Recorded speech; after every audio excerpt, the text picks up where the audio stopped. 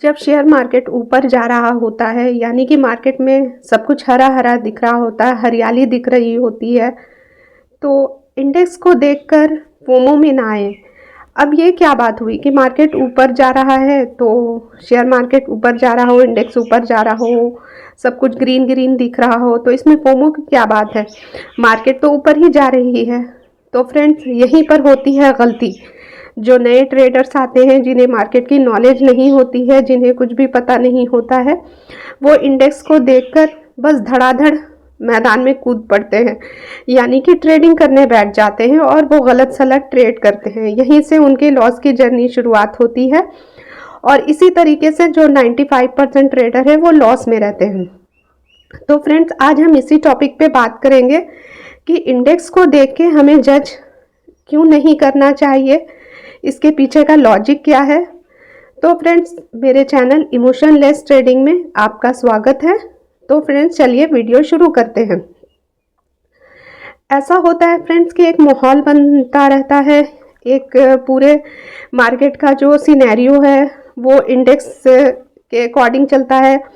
तो ये देखा जाता है कि मार्केट जब ऊपर जा रही होती है जो रिटेलर होते हैं ना, उनके मन में बहुत ख्याल आता है कि अरे मार्केट तो इतनी ऊपर जा रही है, निफ्टी तो इतनी ऊपर जा रही है, तो सब कुछ अच्छा अच्छा हो रहा होगा, बहुत पैसे बन रहे होंगे, सारा कुछ उनके दिमाग में यही आता है, क्योंकि उनको नॉलेज नहीं होती है। उनको बेसिक डीप नॉलेज भी तो बहुत दूर की बात है, बेसिक नॉलेज भी नहीं होती है। 90% रिटेलर्स को जो शुरू शुरू में मार्केट में आते हैं उन्हें नहीं पता होता है, इसलिए वो इंडेक्स को देख के जज करते हैं।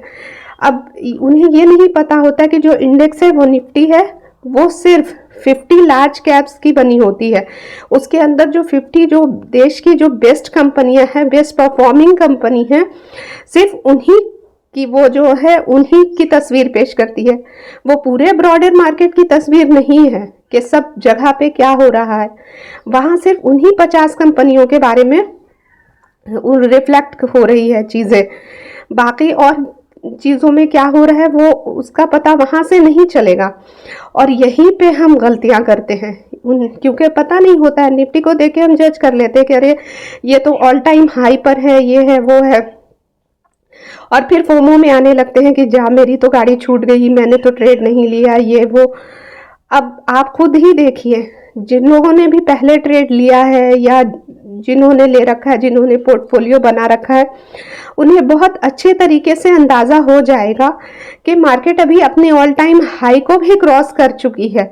मार्केट जो है लाइफ टाइम हाई को क्रॉस कर चुकी है निफ्टी, लेकिन आपके पोर्टफोलियो, आपके शेयर्स की क्या हालत होगी, क्या वहाँ पे कंडीशन होगी, ये आपको बहुत अच्छी तरीके से पता होगा। जिन्होंने भी अभी 6 महीने पहले जिन्होंने पोर्टफोलियो बनाया होगा, उन्हें बहुत अच्छे तरीके से अंदाज़ा होगा। क्योंकि निफ्टी जो है सो लार्ज कंपनियों की होती है और उसमें आराम से मैनेज्ड होती है वो बेसिकली। तो और ज़्यादातर जो रिटेलर होते हैं वो लार्ज कैप में काम नहीं करते, वो मिड और स्मॉल कैप में काम करते हैं।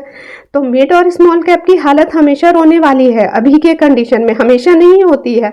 वो पिछले 2022-23 में था कि बहुत अच्छे से जिस भी शेयर को मिड स्मॉल कैप में लिया उन्होंने 100% 200% तक के रिटर्न दिए, चाहे जिस शेयर को भी ले लिया वो सब के सब बढ़े उस बुल रन में।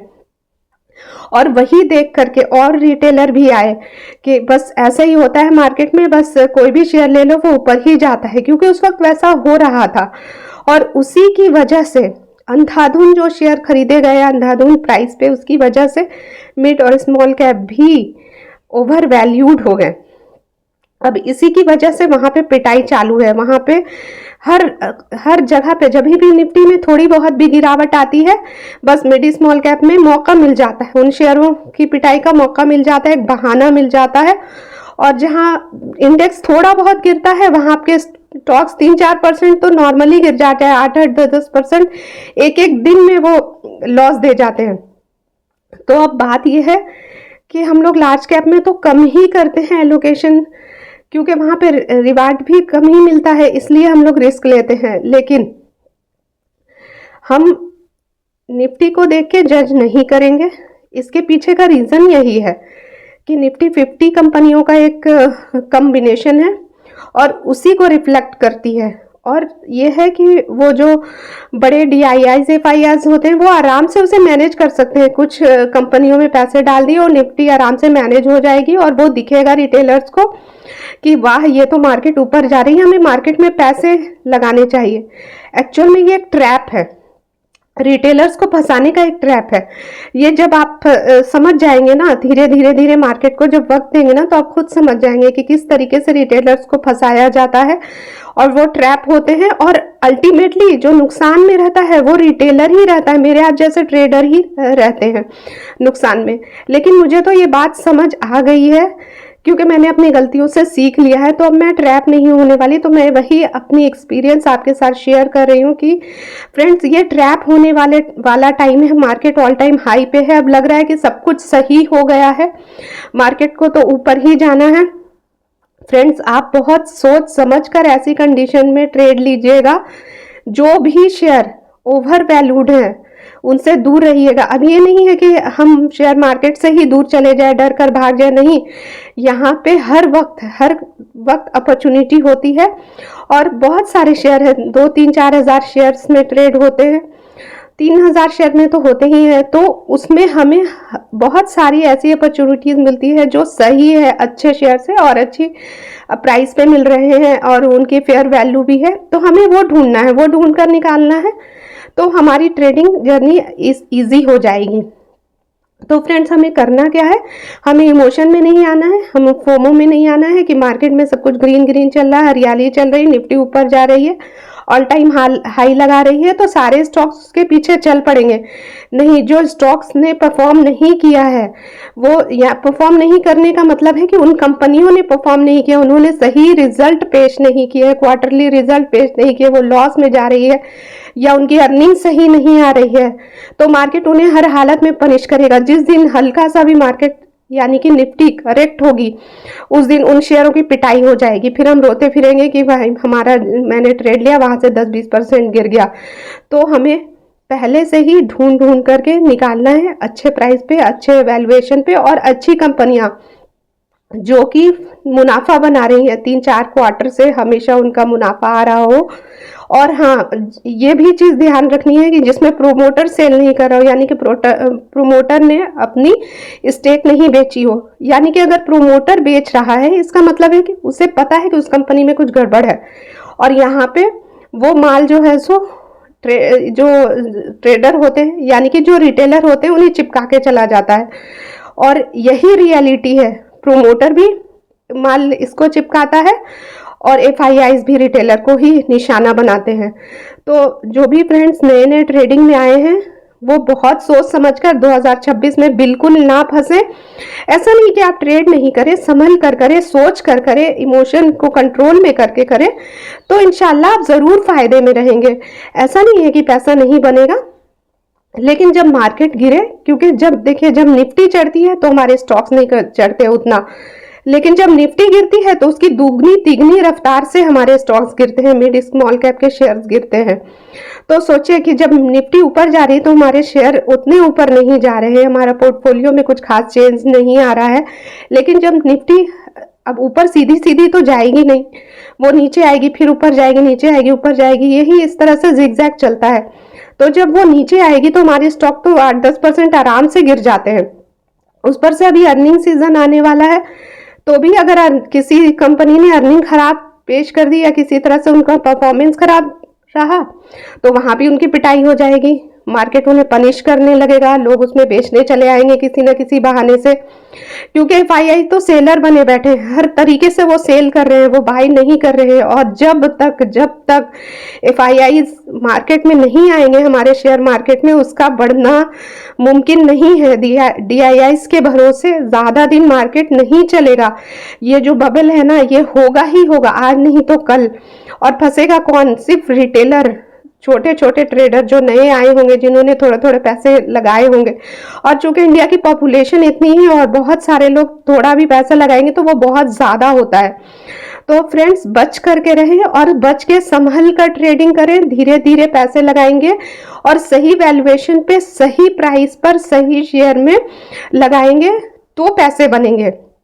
जब मार्केट गिरे जब सिचुएशन सही हो आपके शेयर की, आपका सेटअप, उस वक्त आप ट्रेड लेंगे।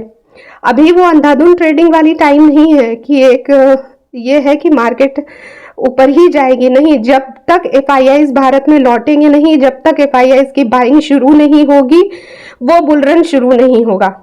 ये बस एक छलावा है, एक देखने का है। ये बोलते हैं ना, रिटेल को अट्रैक्ट करने वाला, रिटेल को ट्रैप करने वाली रैली है। ये जो रैली मार्केट में आई है ना, ये रिटेल को ट्रैप करने वाली रैली है। तो इस ट्रैप में आप ना फंसे। बस एफआईआईज डेटा पे हमेशा ध्यान रखें। जब एफआईआईज बाइंग करने लगेंगे, उनका डेटा बाइंग का आने लगेगा, वो नेट सेलर नहीं रहेंगे। थोड़ी बहुत भी बाइंग शुरू करें और वो 2-3-4 दिन कंटिन्यू रखे तो भी 1-2 महीने थोड़ा रैली हो सकती है, लेकिन अभी वो कंटिन्यू सेलर है। 2025 में उन्होंने अब तक की सबसे ज्यादा सेलिंग की है। यहाँ से वो पैसे निकाल रहे हैं इंडियन मार्केट से, वो नेट सेलर है। वो हर साल ज्यादा से ज्यादा पैसा निकाल रहे हैं, वो बाइंग नहीं कर रहे हैं। और जब तक एफआईआईज बाइंग नहीं करेंगे, हमारी मार्केट में बुल रन स्टार्ट नहीं होगा, क्योंकि जब तक बाहर का पैसा नहीं आएगा, वो पैसा पंप नहीं होगा थोड़े, तब तक मार्केट में एक होता है कि एक अच्छी शुरुआत मार्केट की नहीं हो सकती।